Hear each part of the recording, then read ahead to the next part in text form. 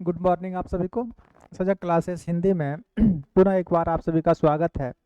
हम लोग आधुनिक काल पढ़ रहे थे और आधुनिक काल पिछली क्लास में समाप्त हो चुकी थी। आज हम लोग बात करेंगे द्विवेदी युग की।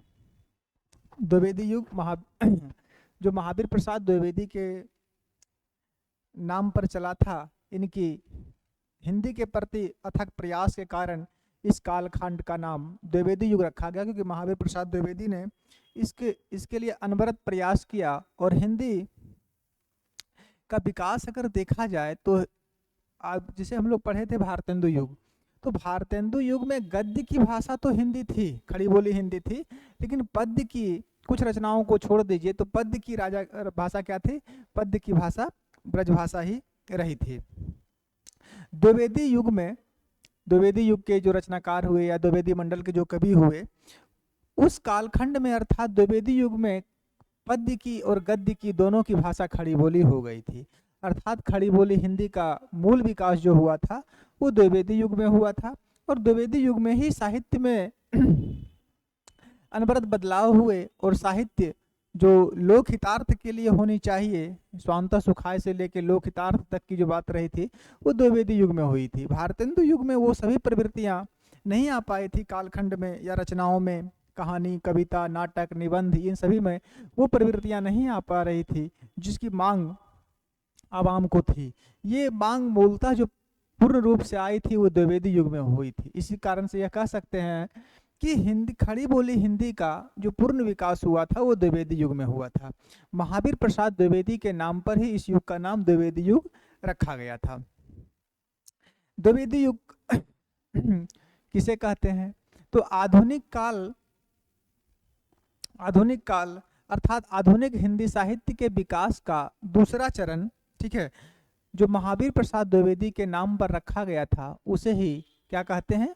उसे ही द्विवेदी युग या द्विवेदी काल कहते हैं। फिर से एक बात समझ लीजिए कि आधुनिक हिंदी विकास का द्वितीय चरण जो महावीर प्रसाद द्विवेदी के नाम पर रखा गया था उसे ही हम लोग क्या कहते हैं? उसे ही हम लोग द्विवेदी युग के नाम से जानते थे। अब बात है कि द्विवेदी युग की समय सीमा क्या रही, द्विवेदी युग की प्रवृत्तियां रही, कौन द्विवेदी मंडल के कवि थे, कौन द्विवेदी युग से बाहर के कवि थे। मतलब जो द्विवेदी युग के, वो कुछ कवि ऐसे हुए भी हुए जो द्विवेदी युग के होते हुए भी द्विवेदी मंडल के अंतर्गत नहीं थे। तो उन सभी कवियों को देखेंगे, इस युग की प्रवृत्तियां क्या थी, ठीक है। इस कालखंड का आरंभ कब से होता है और अंत कब से होता है, ये सभी चीजें आज हम लोग द्विवेदी युग में देखेंगे। तो चलिए शुरू करते हैं द्विवेदी युग को। द्विवेदी युग,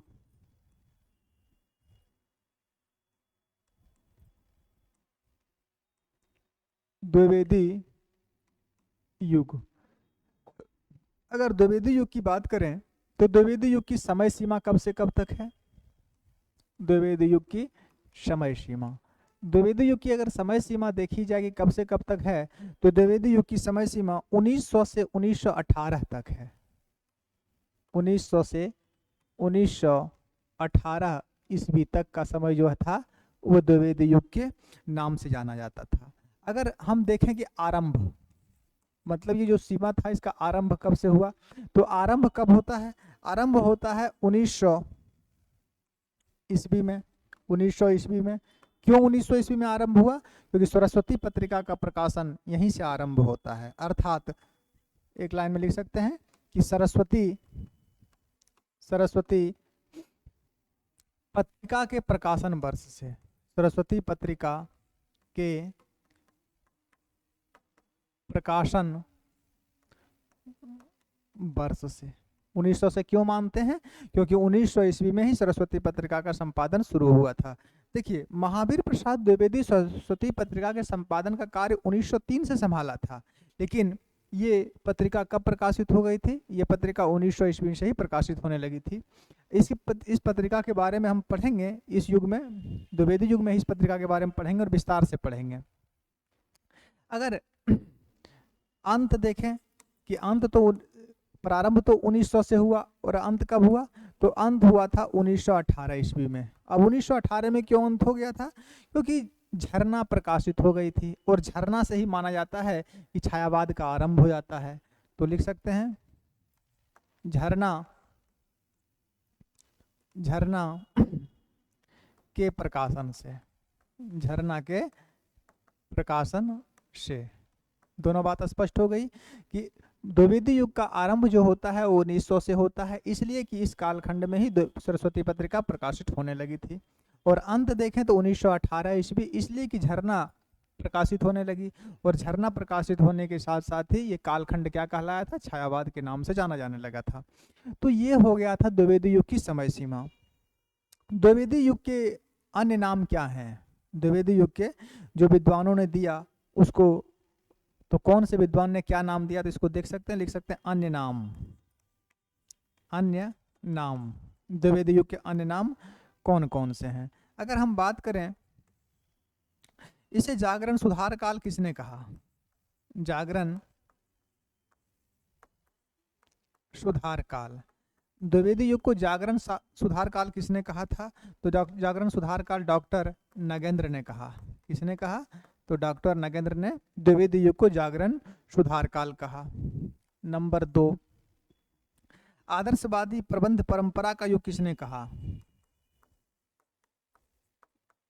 आदर्शवादी प्रबंध परंपरा, आदर्शवादी प्रबंध परंपरा का युग, आदर्शवादी प्रबंध परंपरा का युग द्विवेदी युग को किसने कहा? तो ये नाम आदर्शवादी प्रबंध परंपरा का युग जो नामकरण है ये डॉक्टर गणपति चंद्र गुप्त ने दिया था। किसने दिया? तो डॉक्टर गणपति चंद्र गुप्त ने दिया था। ठीक है, एक नाम और लिख लीजिए, नई काव्यधारा द्वितीय उत्थान। नई काव्यधारा प्रथम उत्थान कहा जाता है भारतेंदु युग को, और नई काव्यधारा द्वितीय उत्थान ये किसे कहा जाता है? कहा जाता है, यहीं लिख लीजिए, नंबर 3, नई काव्यधारा, नई काव्यधारा द्वितीय उत्थान, द्वितीय उत्थान। ये नाम किसने दिया था? ये नाम आचार्य शुक्ल ने दिया था। नई काव्यधारा प्रथम उत्थान भारतेंदु युग को कहा जाता है, और नई काव्यधारा द्वितीय उत्थान शुक्ल जी ने कहा था। ये दोनों नाम शुक्ल ने दिया था। और ये द्वितीय उत्थान किसे कहा है? ये तो द्विवेदी युग को कहा जाता है। तो द्विवेदी युग क्या थी कि आधुनिक हिंदी विकास का द्वितीय चरण जो महावीर प्रसाद द्विवेदी के नाम पर रखा गया था उसे द्विवेदी युग कहते हैं। समय सीमा 1900 से 1918 तक। ठीक है, आरंभ 1900 और अंत 1918। अन्य नाम जागरण सुधार काल डॉक्टर नागेंद्र, आदर्शवादी प्रबंध परंपरा का युग डॉक्टर गणपति चंद्र गुप्त, नई काव्यधारा द्वितीय उत्थान आचार्य शुक्ल। ये नाम हो गए इसके। अब हम देखते हैं द्विवेदी युग की प्रवृत्तियां या विशेषताएं। लिख सकते हैं द्विवेदी युग की काव्य प्रवृत्तियां या विशेषताएं। द्विवेदी युग की, द्विवेदी युग की काव्य प्रवृत्तियां, काव्य प्रवृत्तियां या विशेषताएं, ये महत्वपूर्ण है। ठीक है, द्विवेदी युग की काव्य प्रवृत्तियां कौन सी थी और इसकी विशेषताएं कौन कौन से थे, तो यहाँ पे थोड़ा सा इसको हम लोग देखते हैं। सबसे पहली विशेषता और महत्वपूर्ण विशेषता जो थी वो थी इतिवृत्तात्मकता। क्या थी? इतिवृत्तात्मकता थी। ठीक है, नंबर 1 इतिवृत्तात्मकता।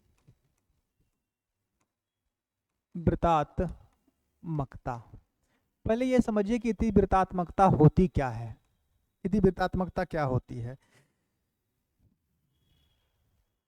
इतिवृत्तात्मकता का मतलब होता है किसी भी घटना या किसी भी चरित्र का बखान बार बार करना।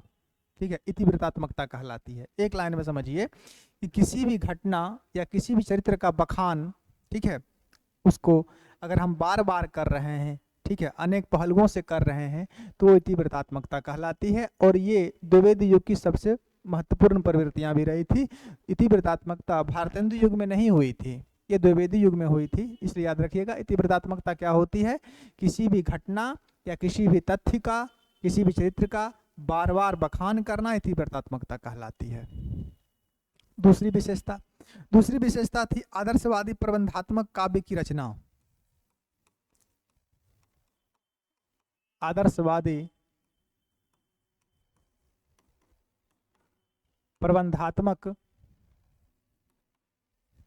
काव्य की रचना। अगर इसको देखा जाए कि आदर्शवादी प्रबंधात्मक काव्य की रचना कैसे हुई, तो इस कालखंड में द्विवेदी युग में आदर्शवादी प्रबंधात्मक काव्य लिखे गए थे, ठीक है। और लगभग बहुत सारे आदर्शवादी, राम के चरित्र पर लिखा गया, गौतम बुद्ध के चरित्र पर लिखा गया, ठीक है, उर्मिला के चरित्र पर लिखा गया, यानी अनेक प्रकार से इस कालखंड में प्रबंधात्मक काव्यों की रचना हुई थी। प्रबंधात्मक काव्य दो प्रकार के होते हैं, खंड और महाकाव्य, दोनों प्रबंधात्मक काव्य ही कहलाते हैं, ऐसा नहीं सिर्फ महाकाव्य समझिए।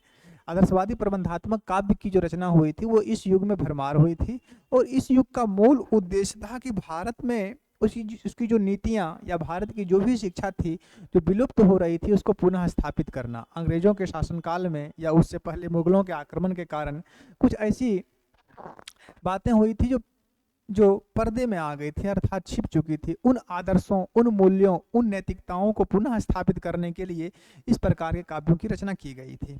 तीसरी जो विशेषता थी वो थी प्रबल राष्ट्रीय भावना। प्रबल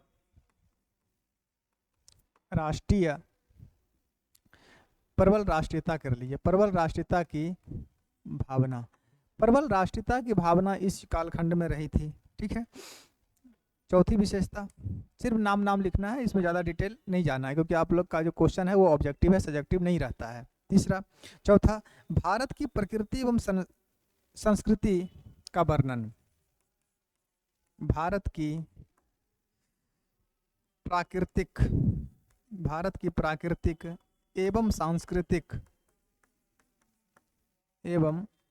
सांस्कृतिक श्रेष्ठता का वर्णन।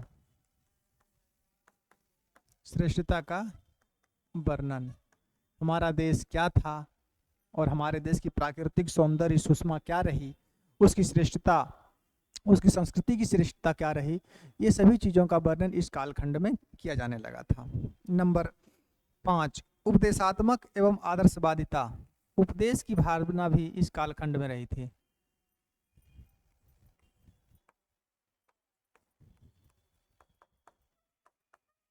उपदेशात्मकता एवं आदर्शवादिता, काव्य की रचना जो भी हुई थी उसमें किसी न किसी चीज को लेकर सीख अवश्य दी गई है, एक आदर्श की स्थापना की गई है, ठीक है। एक उपदेश दिया गया है कि समाज में मनुष्यों को कैसा रहना चाहिए, ठीक है, समाज में एक दूसरे के प्रति कैसी भावना होनी चाहिए। तो उपदेशात्मकता और आदर्शवादिता इस कालखंड की एक महत्वपूर्ण विशेषता रही थी। नंबर 6, विषय विविधता। अनेक विषयों पर काव्य की रचनाएं होने लगी थी। विषय विविधता, इस कालखंड में विषय की कोई कमी नहीं रही थी, विषय विविधता इस युग में भरपूर रही थी। अगली विशेषता 6 हो गया ना, चलिए आगे। नंबर 7, हास्य व्यंग की प्रधानता। हास्य व्यंग की प्रधानता, इस कालखंड की रचनाओं में हास्य व्यंग की प्रधानता भी देखी जाती थी। जैसे बाल मुकुंद गुप्त ने लिखा था ना कि हमसे सुनो सच की कहानी, जिससे मरे झूठ की नानी, ये सब पंक्तियां। तो इससे क्या थी कि ये हास्य व्यंग की प्रधानता भी रही थी। नारी की दयनीय स्थिति का चित्रण, नारी की दयनीय स्थिति का चित्रण, ये भी इस कालखंड की एक महत्वपूर्ण विशेषता रही थी। नंबर 9 पर आ जाइए। नारी के प्रति सम्मान का भाव भी इस कालखंड में रहा था। नारी के प्रति सम्मान का भाव, ये भी इस कालखंड की एक महत्वपूर्ण प्रवृत्तियां रही थी, ठीक है। आगे, अतीत के प्रति अनुराग। अतीत गलती लिखा गया ना, अतीत में दीर्घई होता है, अतीत के प्रति अनुराग, मतलब जो हो चुकी है उसके प्रति अनुराग है भूतकालिक क्रियाओं में। तो अतीत के प्रति जो बीत चुका है उसके प्रति अनुराग है, और वर्तमान दशा के प्रति क्षोभ भी था। अतीत के प्रति अनुराग एवं वर्तमान के प्रति एवं वर्तमान दशा के प्रति क्षोभ। क्षोभ का मतलब दुख, ठीक है। यानी वर्तमान जैसा जो हो रहा था उसके प्रति दुख भी था ना। ये मैथिली शरण गुप्त ने लिखा ना भारत भारती में, हम कौन थे, क्या हो गए और क्या होंगे अभी, आओ विचारें आज मिलकर आज मिलकर ये समस्याएं सभी। तो ये भारत भारती में पंक्ति, यानी हम कौन थे, सोने की चिड़िया कहे जाते थे और आज फटेहाल जिंदगी हो गई है। तो अतीत के प्रति अनुराग भी था और वर्तमान दशा के प्रति क्षोभ की भी भावना रही थी। आगे चलिए, गद्य और पद्य, ये महत्वपूर्ण विशेषता है। गद्य और पद्य, गद्य और पद्य दोनों की भाषा खड़ी बोली हो गई थी। इस युग से पहले पद्य की भाषा जो थी वो क्या थी, पद्य की भाषा तो ब्रज ही रही थी, गद्य की भाषाओं में खड़ी बोली आई थी। लेकिन इस कालखंड में गद्य और पद्य दोनों की भाषा खड़ी बोली हो गई, खड़ी बोली हो गई। कितनी विशेषता हुई, 11। और लिखाते हैं, इसको लिखिए।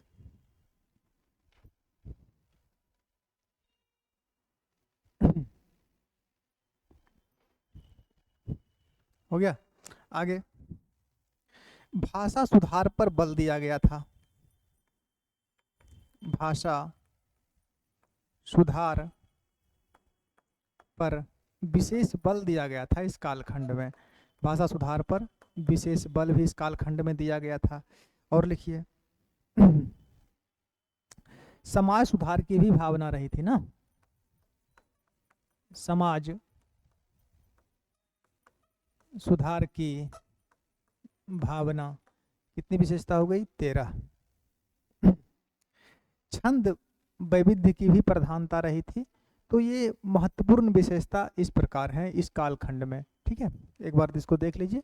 द्विवेदी युग की काव्य प्रवृत्तियां, विशेषताएं, इतिवृत्तात्मकता, आदर्शवादी प्रबंधात्मक काव्य की रचना, प्रबल राष्ट्रीयता की भावना, भारत की प्रकृति एवं संस्कृति श्रेष्ठता का वर्णन, उपदेशात्मक एवं आदर्शवादिता, उपदेश भी, घटनाओं के माध्यम से उपदेश भी दिया जा रहा था और उसमें एक आदर्श की भी स्थापना की गई थी। विषय की विविधता थी, अनेक विषयों पर काव्य रचनाएं होने लगी थी।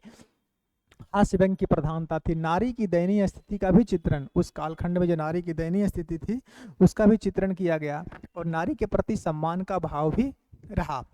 अतीत के प्रति अनुराग एवं वर्तमान दशा के प्रति क्षोभ भी था। हम कौन थे, क्या होंगे, क्या था, हम कौन थे, क्या हो गए अभी और क्या होंगे, जो भारत भारती में पंक्ति, आप लोग भारत भारती पढ़े होंगे। गद्य और पद्य दोनों की भाषा खड़ी बोली हो गई। भाषा सुधार पर विशेष बल दिया गया। समाज सुधार की भावना भी रही थी। और विशेषता लिखना चाहेंगे तो लिख सकते हैं, इतिहास में जो उपेक्षित नारियां थी, ये महत्वपूर्ण है। नंबर 14 में लिखिए,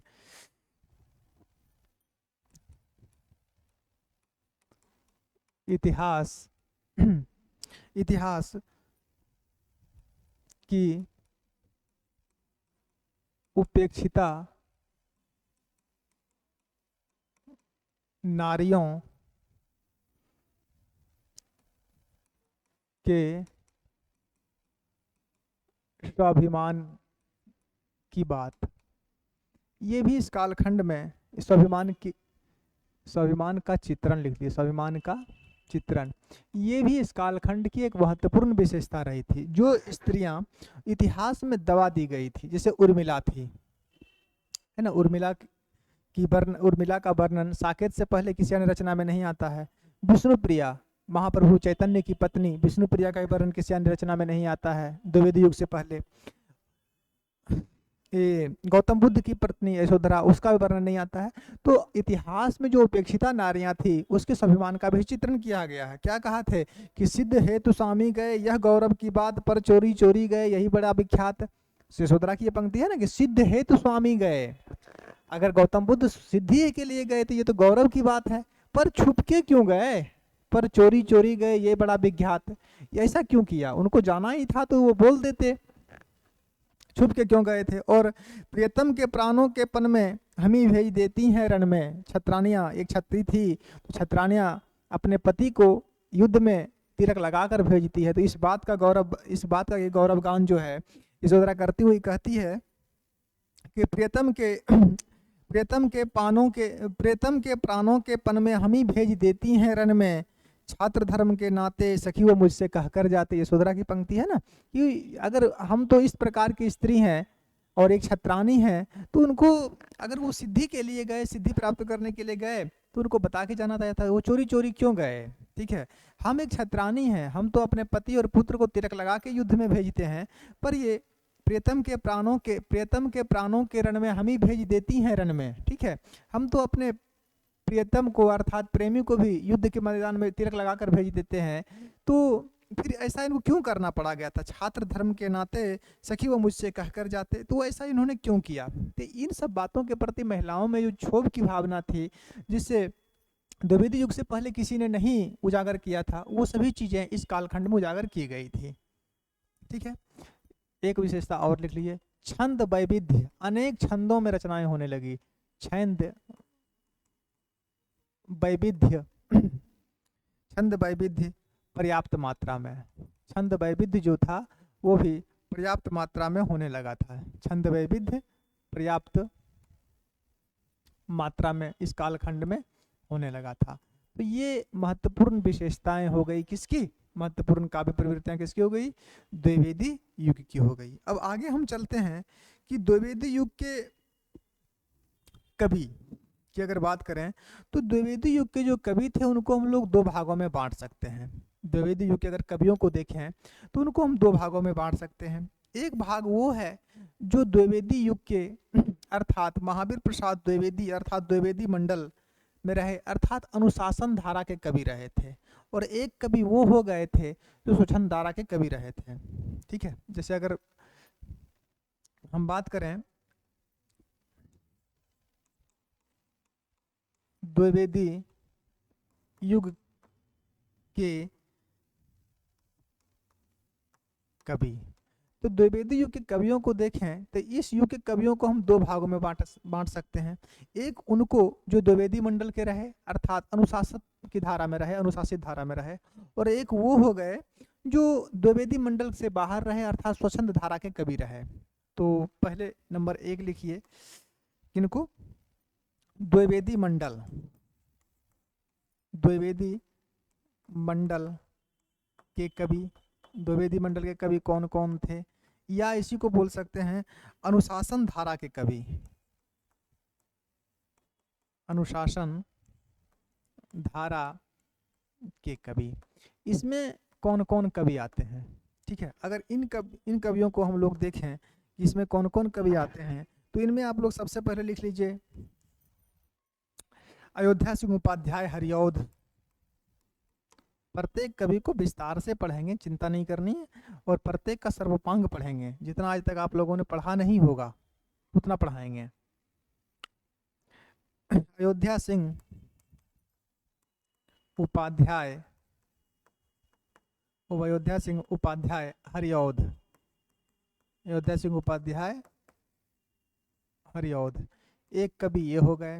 दूसरे कवि का नाम लिखिए रामचरित उपाध्याय, रामचरित उपाध्याय, रामचरित उपाध्याय। तीसरे कवि का नाम लिख लीजिए मैथिली शरण गुप्त,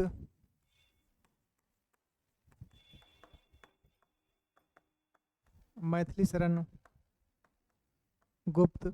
चौथे कवि का नाम लिख लीजिए सियाराम शरण गुप्त, इन्हीं के भाई सियाराम शरण गुप्त।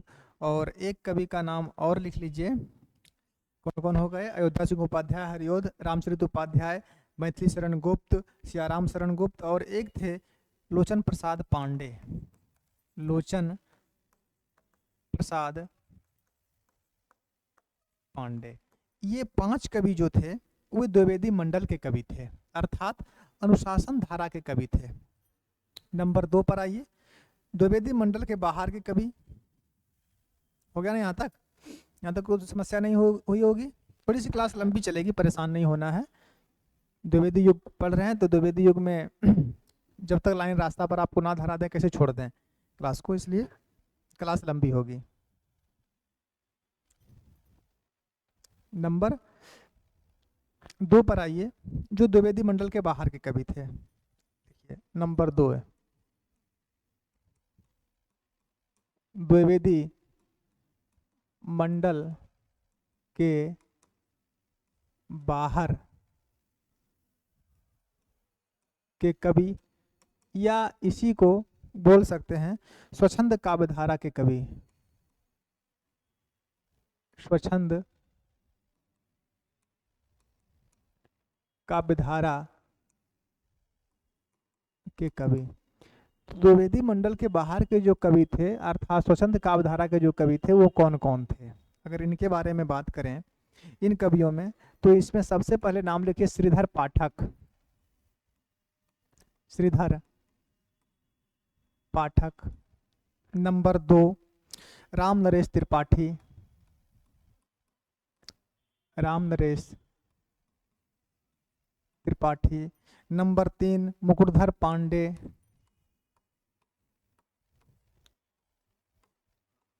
मुकुटधर पांडे।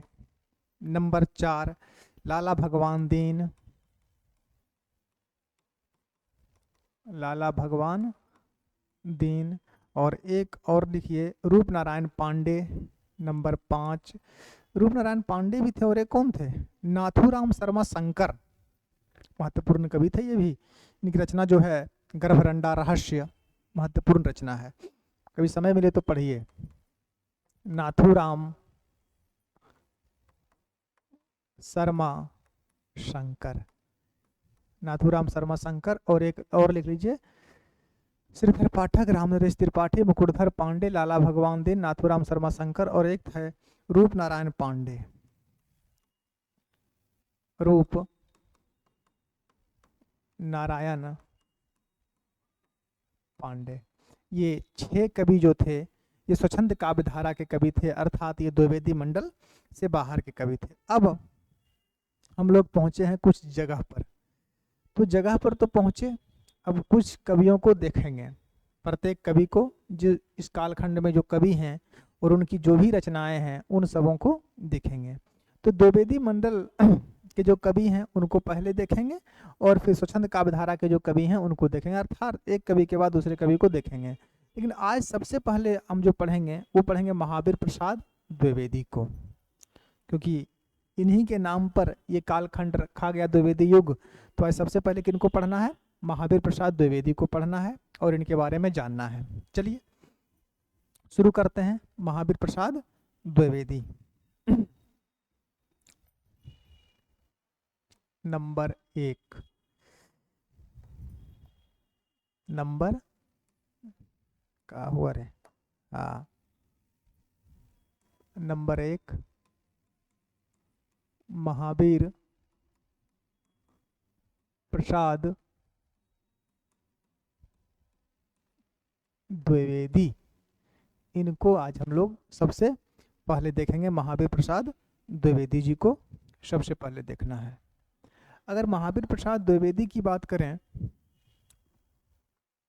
कि महावीर प्रसाद द्विवेदी का जन्म कब हुआ, ठीक है, निधन कब हुआ, रचनाएं, तो सबसे पहले इनके बारे में थोड़ा सा परिचय देख लीजिए।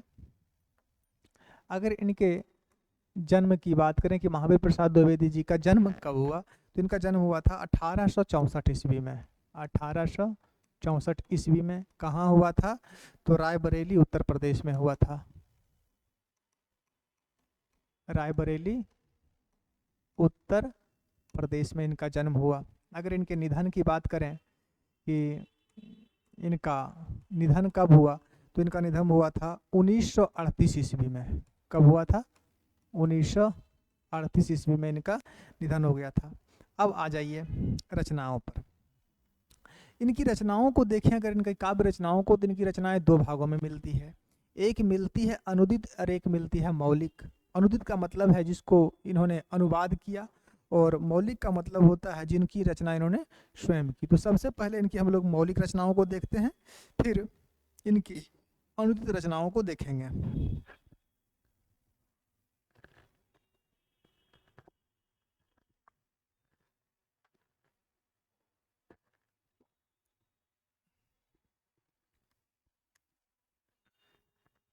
महावीर प्रसाद द्विवेदी तो इनकी रचनाओं को देखिए। रचनाओं में पहले किनको देखना है? रचनाओं में पहले देखना है मौलिक रचनाओं को। इनकी जो मौलिक रचनाएं हैं, मौलिक रचनाएं उनको देखेंगे सबसे पहले। मौलिक रचनाएं, इनकी मौलिक रचनाएं कौन कौन सी हैं इनको थोड़ा सा देखते हैं। मौलिक रचनाओं में जो सबसे पहली रचना है उसका नाम लिखिए देवी स्तुति शतक।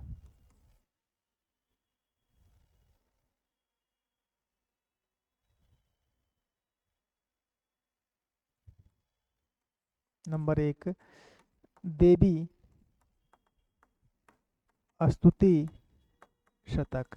देवी स्तुति शतक कब की है? ये 1892 ईस्वी की है। Number 2 Kanye कुब्जावली व्रतम। कान्य कुब्जा बली, कान्य कुब्जावली व्रतम। कान्य कुब्जावली व्रतम कब की है? ये 1898 ईस्वी की है। नंबर 2 समाचार पत्र संपादन अस्तवह। समाचार पत्र संपादक अस्तवह। समाचार पत्र संपादक अस्तवह ये कब की है? ये भी 1898 ईस्वी की है। नंबर 3 हो गया। नंबर 3 हो गया ना। नंबर 4 में लिखिए नागरी।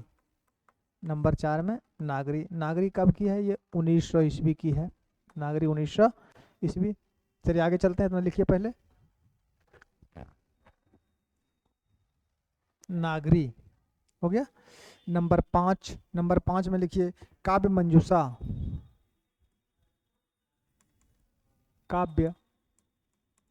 क्या नाम था? काव्य मंजूषा।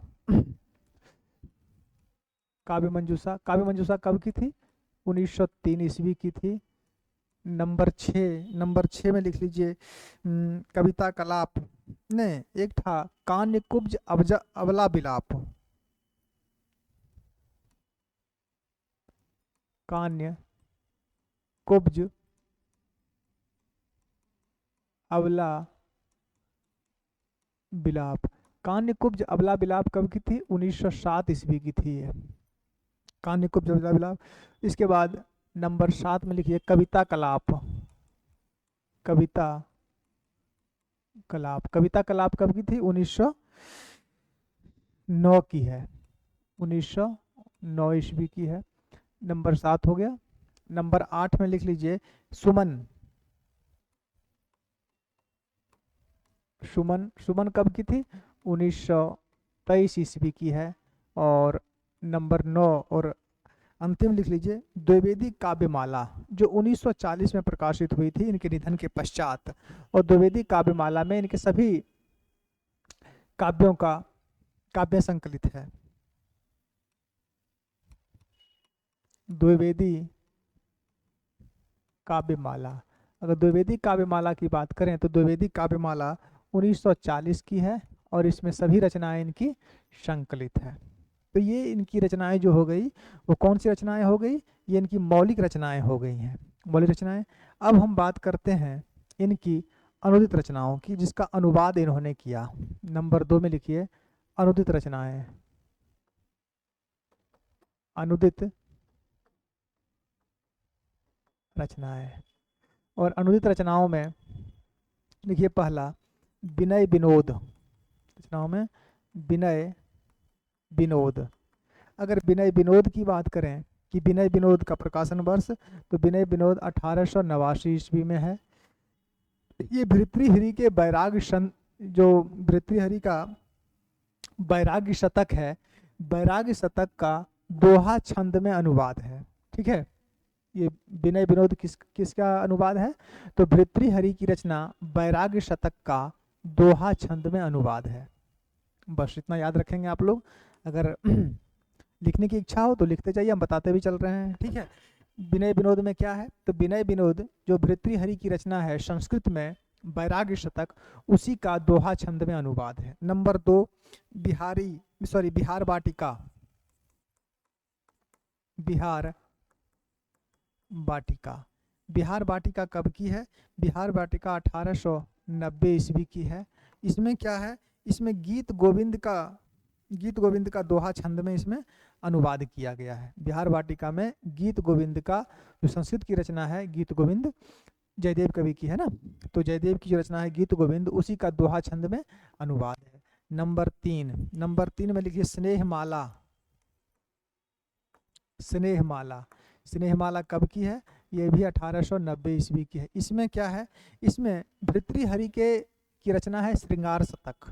भर्तृहरि के श्रृंगार शतक का अनुवाद है स्नेहमाला में, और भर्तृहरि की जो रचना है श्रृंगार शतक, उसका भी इन्होंने दोहा छंद में ही अनुवाद किया है। स्पष्ट है? नंबर 4, गंगा लहरी। गंगा लहरी, गंगा लहरी कब की है? ये है 1891 ईस्वी में। और इसमें क्या है? तो जगन्नाथ दास रत्नाकर की जो रचना है गंगा लहरी, उसी का सवैया छंद में अनुवाद है। जगन्नाथ दास रत्नाकर जो संस्कृत के कवि हैं, उन्हीं की रचना है गंगा लहरी, तो उसका इन्होंने सवैया छंद में अनुवाद किया है। 4 हो गए। नंबर 5वें नंबर पर आइए, लिखिए ऋतु तरंगिणी। ऋतु तरंगिणी, अगर ऋतु तरंगिणी की बात करें तो ऋतु तरंगिणी कब की थी? ये 1891 ईस्वी की है। इसमें क्या है? तो ऋतु तरंगिणी में ऋतु संहार, कालिदास की रचना जो है ऋतु संहार, उसका दोहा छंद में अनुवाद है। नंबर 6 लिखिए सुहाग रात। सुहाग रात नहीं है, सुहाग रात है। शुद्ध शब्द तो सुहाग रात होता है, लेकिन ये लिखे क्या है? सुहाग रात। सुहाग रात, तो सुहाग रात ऐसे ये अप्रकाशित रचना है। कैसी रचना है? अप्रकाशित है, इसका प्रकाशन नहीं हुआ है, अप्रकाशित रचना है सुहाग रात। इसमें क्या लिखे थे? सुहाग रात में बायरन जो कवि थे अंग्रेजी के, तो बायरन कवि की जो रचना है ये क्या नाम था जी? हाँ, ब्राइडल नाइट जो बायरन कवि की रचना है, उसी का इन्होंने अनुवाद किया था, हालांकि ये प्रकाशित नहीं हुई है। तो ये हो गए इनकी काव्य रचनाओं की बात, जो मौलिक भी है भी देख लिए और अनुदित भी देख लिए। अब इनकी काव्य रचनाओं के बाद हम इनके बात करते हैं महावीर प्रसाद द्विवेदी की मौलिक गद्य रचनाएं। ठीक है, इनको कम से कम आज पूरा पढ़ लीजिए।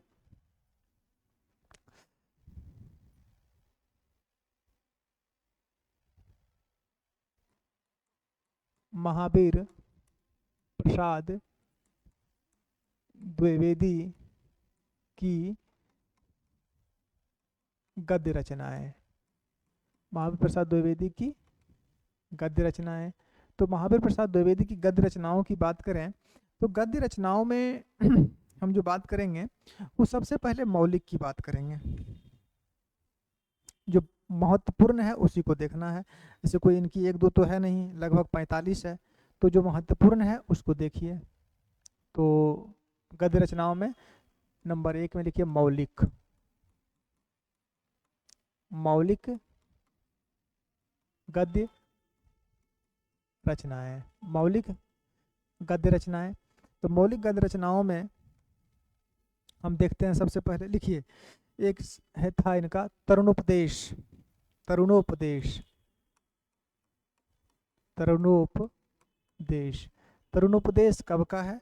तरुणोपदेश अप्रकाशित रचना है, ये प्रकाशित नहीं हुई थी, ऐसे इसका रचना काल बताया जाता है अप्रकाशित। और प्रकाशित है ये तरुणोपदेश। ऐसे इसका रचनाकाल बताया जाता है कि ये 1886 के आसपास इसकी रचना हुई थी, लेकिन ये प्रकाशित नहीं हुई। नंबर 2 में लिख लीजिए ये नैषध चरित्र चर्चा। नैषध चरित्र चर्चा। नैषध चरित्र चर्चा कब की है? नैषध चरित्र चर्चा 1900 ईस्वी की है, 1900 ईस्वी। नंबर 3 हिंदी कालिदास की समालोचना। देखिए हिंदी में आलोचना संबंधी ये पहली पुस्तक है।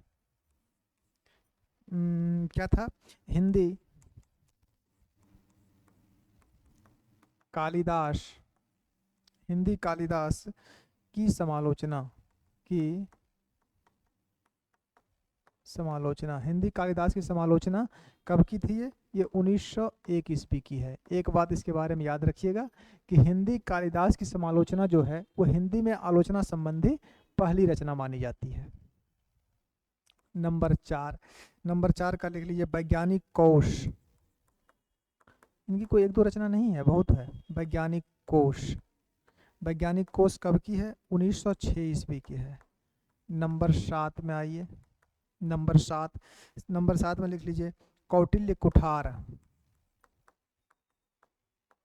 कौटिल्य कुठार, कौटिल्य कुठार कब की है? ये 1907 ईस्वी की रचना है। नंबर 8 में लिखिए नंबर 8 कौटिल्य कुठार के बाद लिखिए कालिदास की कालिदास की निरंकुशता। महत्वपूर्ण है, महत्वपूर्ण है ये। कालिदास की निरंकुशता, कालिदास की निरंकुशता कब की है? ये कालिदास की निरंकुशता 1911 ईस्वी की है। नंबर 1 2 3 4 हैं, 4 के बाद 7 कैसे होगी? 4 के बाद 5 ना होगा जी। 4 ये हो गया 5, 5 के बाद ये हो गया 6 और ये हो गया 7। 7वां नंबर पर आइए, 7वां नंबर पर लिखिए संपत्ति शास्त्र।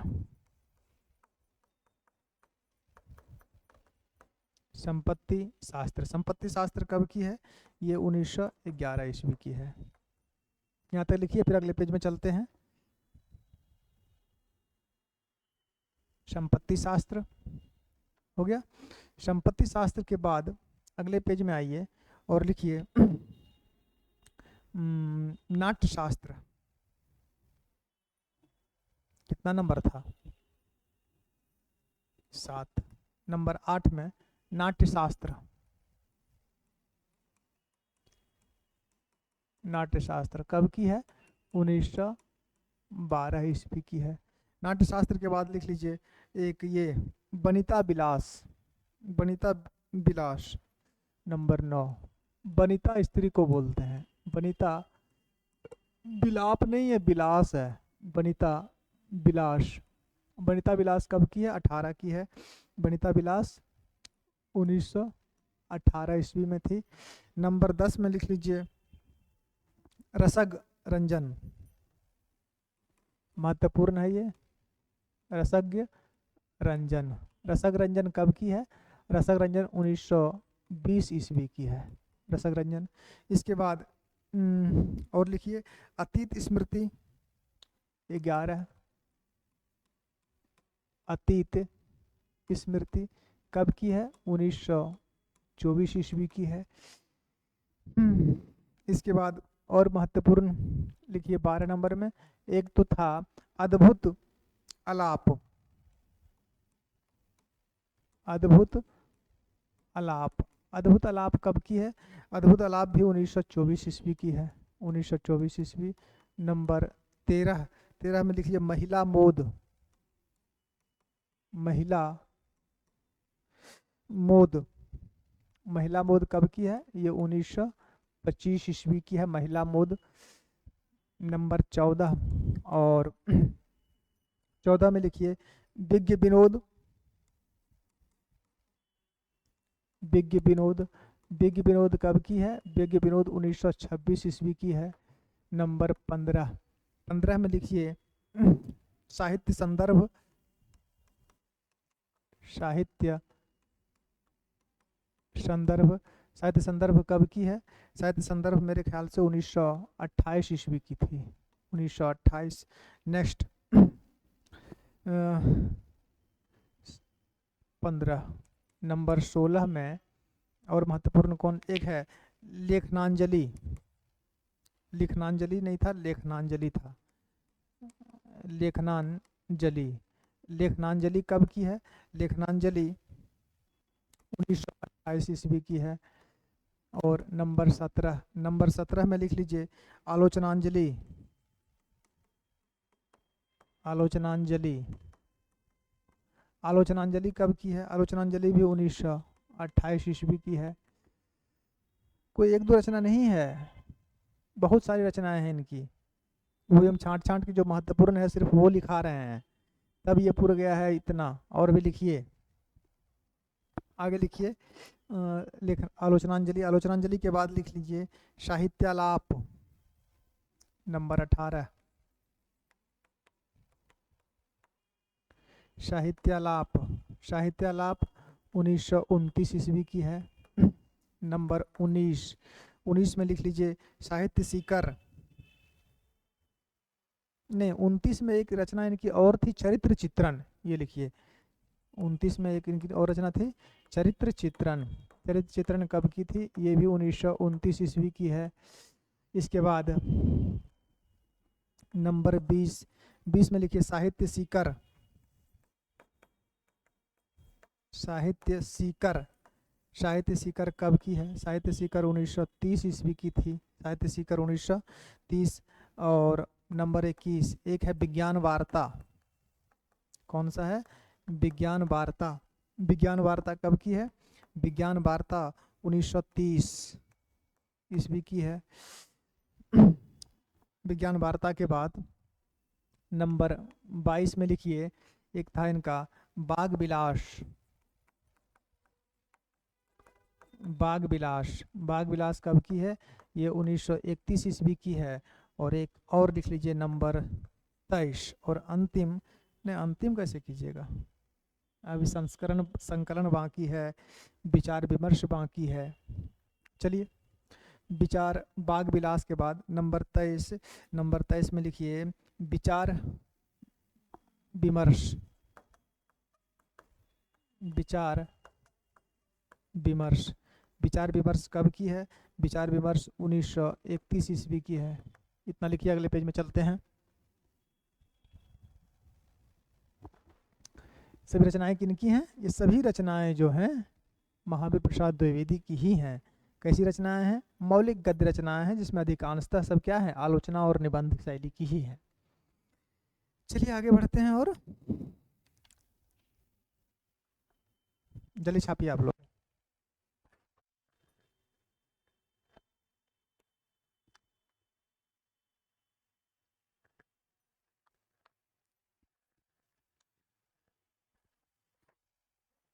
हो गया? विचार विमर्श 23। नंबर 24 में लिख लीजिए संकलन, नंबर 24 में संकलन, संकलन कब की है? संकलन भी 1931 की है, संकलन 1931 ईस्वी। और नंबर 25, 25 में लिख लीजिए ये पुरावृत्त, पुरावृत्त, पुरावृत्त कब की है? पुरावृत्त 1933 ईस्वी की है। ये रचनाएं हो गई कैसी? तो ये रचनाएं हो गई इनकी मौलिक गद्य साहित्य। अब इनकी कुछ अनुदित गद्य साहित्य भी है, उसको भी लिखना पड़ेगा। अनुदित गद्य साहित्य नंबर 2 में हम मौलिक देख लिए थे कि पहले क्या देखे थे जी? मौलिक गद्य रचनाएं देख लीजिए। अब देखते हैं अनुदित गद्य रचनाएं, अनुदित गद्य रचनाएं, अनुदित गद्य रचनाएं। अनुदित गद्य रचनाओं की बात करें तो सिर्फ नाम नाम लिख लीजिए, किनका है हम बता देते हैं, आप लोग लिख लीजिएगा। नंबर 1 भामिनी विलास, भामिनी विलास। अगर भामिनी विलास की बात करें तो भामिनी विलास कब की है? ये 1891 ईस्वी की है। और भामिनी विलास जो रचना है वो पंडित राज जगन्नाथ की भामिनी विलास जो रचना है उसी का अनुवाद है। ये मूल रचना किसकी है? पंडित राज जगन्नाथ की है और उन्हीं की रचना का ये खड़ी बोली में अनुवाद है। नंबर 2, अमृत लहरी। अमृत लहरी अमृत लहरी कब की है? अगर अमृत लहरी की बात करें, अमृत लहरी, तो अमृत लहरी कब की है? अमृत लहरी 1896 ईस्वी की रचना है। कभी 1896 ईस्वी की रचना है। और यह पंडित राज जगन्नाथ की जो रचना है यमुना स्तोत्र, यमुना स्तोत्र का ये अनुवाद है। नंबर 3 पर लिख लीजिए बेकन विचार रत्नावली। बेकन विचार रत्नावली, बेकन विचार रत्नावली कब की है? ये 1901 ईस्वी की है। 1901 ईस्वी की है, जिसमें बेकन के निबंधों का अनुवाद है। बेकन एक अंग्रेजी के महत्वपूर्ण निबंधकार हुए, प्रसिद्ध निबंधकार हुए, उन्हीं के निबंधों का ये अनुवाद है। ठीक है। नंबर 4 में लिख लीजिए शिक्षा। शिक्षा 1906 में है। शिक्षा कब की है? 1906 ईस्वी में है। और ये क्या है? शिक्षा जो है ये हर्बर्ट स्पेनस जो थे, हर्बर्ट स्पेनस के एजुकेशन निबंध का अनुवाद है। हर्बर्ट स्पेसन के एजुकेशन निबंध का ये अनुवाद है शिक्षा। नंबर 5वां में लिख लीजिए स्वाधीनता। स्वाधीनता कब की है? ये 1907 ईस्वी की है। और किसकी है? तो स्वाधीनता जो है जो ये जॉर्ज अस्टुलर्ट, क्या नाम था जी, अंग्रेजी का एक नाम था, जॉर्ज अस्टुलर्ट मिल की जो रचना थी, ठीक है, ऑन लिबर्टी, उन्हीं का अनुवाद है। चलिए नंबर 6, छठा में जो महत्वपूर्ण है वो है महाभारत। अब ये सब तो जानते ही होंगे कि महाभारत किसकी रचना है। महाभारत कब की है? 1908 ईस्वी की है। 1908 ईस्वी की है। नंबर 7, महाभारत की कथा का हिंदी रूपांतरण है इसमें। नंबर 6 के बाद नंबर 7 में रघुवंश लिख लीजिए। रघुवंश कालिदास की जो रचना थी उसी का अनुवाद है। रघुवंश कब की है? ये 1912 ईस्वी की है। उसके बाद बेनी संहार। बेनी संहार कब की थी? 1913 ईस्वी की का अनुवाद है बेनी संहार। जो भट्ट नारायण की जो रचना है संस्कृत में बेनी संहार, उसी का अनुवाद है ये। और तो कुछ महत्वपूर्ण है नहीं इनके बारे में। एक लिख लीजिए इनका आख्यायिका। नंबर 9 में आख्यायिका सप्तक।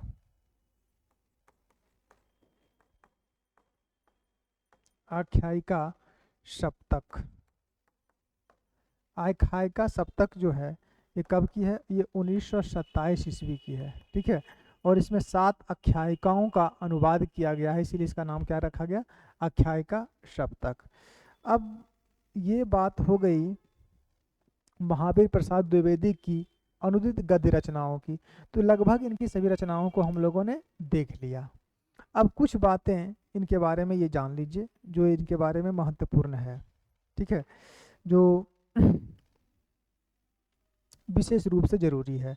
तो सबसे पहले ये कि महावीर प्रसाद द्विवेदी के चर्चित अर्थात प्रसिद्ध लेख कौन कौन से हैं और इनके बारे में विद्वानों का मत क्या क्या है। ठीक है, तो पहले लिख लीजिए महावीर प्रसाद द्विवेदी के चर्चित लेख अर्थात इनके प्रसिद्ध लेख। महावीर प्रसाद द्विवेदी के चर्चित लेख। महावीर प्रसाद द्विवेदी के चर्चित लेख कौन कौन से हैं, इनको सबसे पहले जानना परम कल्याणकारी है। सबसे पहले ये जानिए। पहला है कविता, ये कवि कर्तव्य 1903 में है, अति महत्वपूर्ण है। कवि कर्तव्य कब की है? 1903 ईस्वी की है और मोस्ट है। दूसरा कवियों की उर्मिला विषयक उदासीनता, कवियों की उर्मिला विषयक उदासीनता के बारे में सबसे पहली बात रविंद्रनाथ टैगोर ने की थी, और रविंद्रनाथ टैगोर के बाद इन्होंने की, और इसी से प्रभावित होकर मैथिली शरण गुप्त ने साकेत की रचना भी की थी। चलिए, नंबर 2, कवियों की उर्मिला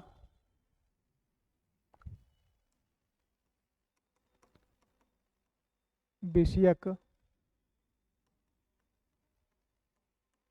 उदासीनता। कवियों की उर्मिला विषयक उदासीनता ये कब की है? 1908 ईस्वी की है। नंबर 3, क्या हिंदी नाम की कोई भाषा ही नहीं है? नंबर 3, क्या हिंदी नाम की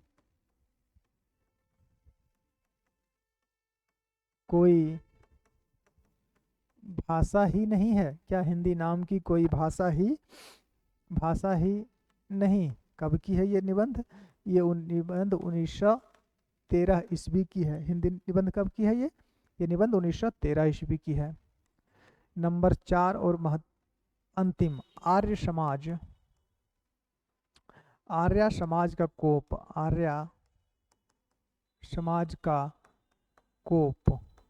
आर्य समाज की कोप की बात करें कब की है, तो ये 1914 ईस्वी की है। तो ये हो गए महावीर प्रसाद द्विवेदी के प्रमुख निबंध, प्रमुख लेख, निबंध बोले प्रमुख लेख। अब कुछ विशेष बातें, तो लिखिए।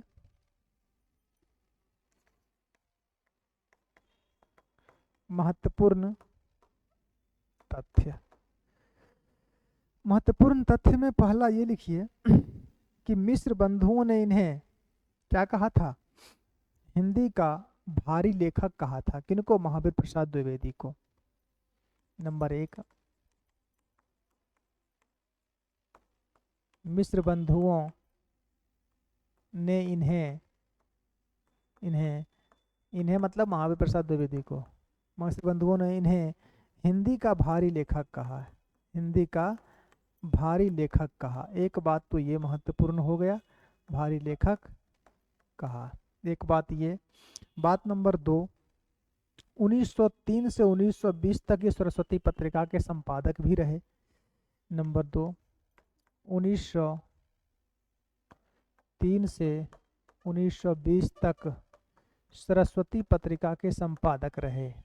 सरस्वती पत्रिका के संपादक रहे। 2 बातें लिखिए और आगे चलते हैं।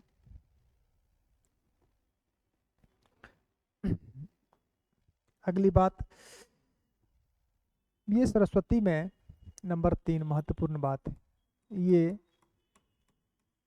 सरस्वती में भुजंग भूषण भट्टाचार्य, ये सरस्वती में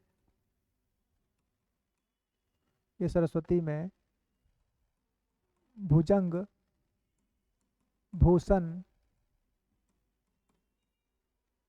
भट्टाचार्य, ये सरस्वती में भुजंग भूषण भट्टाचार्य के नाम से लेख लिखते थे। के नाम से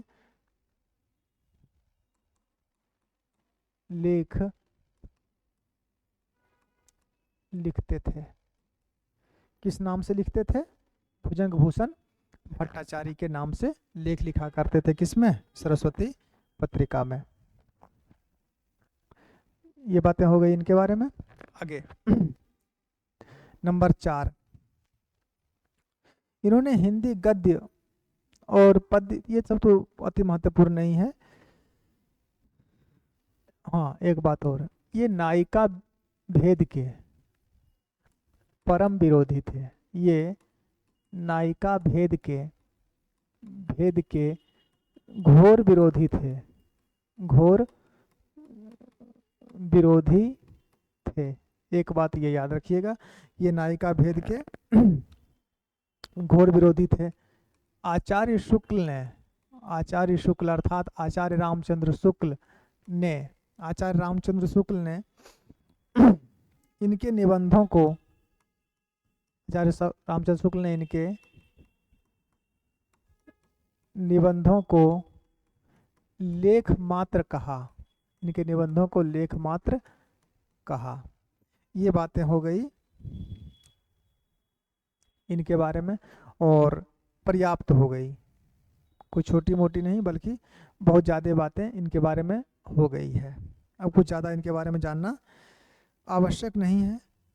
तो हम लोग आज द्विवेदी युग को शुरू किए थे और द्विवेदी युग में क्या क्या देखे, थोड़ा इसका एक बार सूक्ष्म दृष्टि, ये विहंगम दृष्टि से इसको देखा जाएगा। आज द्विवेदी युग की जो क्लास है वो पहली क्लास है और आज द्विवेदी युग को शुरू किए हैं। द्विवेदी युग के समय सीमा, आरंभ, अंत, अन्य नाम, उसके बाद द्विवेदी युग की काव्य प्रवृत्तियाँ देख लिए। काव्य प्रवृत्तियों के बाद द्विवेदी युग के कवि को देख लिए, जो दो भागों में बांट दिए। एक वो जो द्विवेदी मंडल के कवि थे और वो एक वो जो द्विवेदी मंडल के बाहर के कवि थे, अर्थात स्वच्छंद काव्यधारा के कवि थे। इसके पश्चात आज सबसे पहले हम महावीर प्रसाद द्विवेदी को देखें। इनका जन्म निधन, इनकी रचनाओं में जो काव्य रचनाएं हैं, मौलिक रचनाएं, वो देख लिए। उसमें अनुदित काव्य रचनाएं कौन कौन सी हैं वो देख लिए। महावीर प्रसाद द्विवेदी गद्य रचनाएं कौन कौन सी हैं मौलिक और कौन कौन सी अनुदित है। मौलिक रचनाएं तो इनकी बहुत ज़्यादा हैं, गद्य रचनाओं में देखा जाए तो देखिए लगभग आप लोग को 25 लिखवाए हैं गद्य रचनाओं में। उसके बाद अनुदित गद्य रचनाओं को देख लिए। अनुदित गद्य रचनाओं के बाद इनके चर्चित लेख और महत्वपूर्ण तथ्य देख लिए। तो आज की इस क्लास में हम लोग महावीर प्रसाद द्विवेदी को देख लिए हैं। महावीर प्रसाद द्विवेदी के बाद हम लोग अगले क्लास में अब बात करेंगे इस कालखंड के अन्य कवि के बारे में, क्योंकि क्लास मेरे ख्याल से लंबी हो गई होगी, इसमें कोई शंका आप लोगों के साथ नहीं है। तो अगले क्लास में हम लोग जो बात करेंगे वो अन्य कवि के बारे में करेंगे, क्योंकि कवियों का विभाजन हम शुरू में ही कर दिए हैं, ताकि फिर ये ना पूछे कि सर ये स्वच्छंद काव्यधारा के कवि हैं कि कहाँ के कवि हैं। अब जहाँ के कवि हैं देख लीजिएगा, दोनों को हम कर दिए हैं और जितने कवि को लिखाए हैं उससे अधिक पढ़ा भी देंगे। उतना ही कवि नहीं थे द्विवेदी युग में, अन्य भी कवि थे। तो जो महत्वपूर्ण कवि हैं और उनकी जो रचनाएं हैं, जैसे कि इस कालखंड में अगर कवियों को देखा जाए, यहाँ से प्रश्न पूछे ही जाएंगे, तो वो मैथिली शरण गुप्त हैं, अयोध्या सिंह उपाध्याय हैं, ये सबसे प्रश्न पूछे जाएंगे। तो मैथिली शरण गुप्त और अयोध्या सिंह उपाध्याय पर एक एक क्लास होगी, ठीक है। महत्वपूर्ण कवि हैं तो एक क्लास में सिर्फ उन्हीं को पढ़ेंगे, कुछ बच जाएंगे तो अगले क्लास में देख लेंगे। लेकिन अन्य जो छोटे छोटे कवि हैं जहाँ से प्रश्न आने की संभावना ना के बराबर है और प्रश्न आ भी जाए तो छूटना नहीं है, तो उन सबों को भी देखेंगे। तो आज के इस द्विवेदी युग की पहली क्लास में आज इतना ही। क्लास अगर अच्छी लगी हो तो इसको शेयर भी करें और बैच लेने के लिए आप लोग को हम डेली बताते भी हैं। आज बता देते हैं कि जिनको बैच लेना है, चाहे वो नेट जीआरएफ हो, टीजीटी, पीजीटी, किसी भी राज्य का टीजीटी पीजीटी हो, असिस्टेंट प्रोफेसर के लिए लेना हो, या हिंदी में कोई भी बैच लेना हो, चाहे वो व्याकरण की सिर्फ लेनी हो, तो आप इस नंबर पर कांटेक्ट करके बैच ले सकते हैं। 95 70 40 80 13 सभी। और इस नंबर पे जो व्हाट्सएप ग्रुप चलता है उसमें भी आप लोग फ़ोन करके जुड़ भी सकते हैं कि सर इस ग्रुप में ऐड कर दें, तो वो जोड़ दिया जाएगा। तो अन्य बातें हम लोग अगली क्लास में फिर करेंगे और द्विवेदी युग की दूसरी क्लास जब देखेंगे वहाँ। तो आज की इस क्लास में इतना ही। धन्यवाद।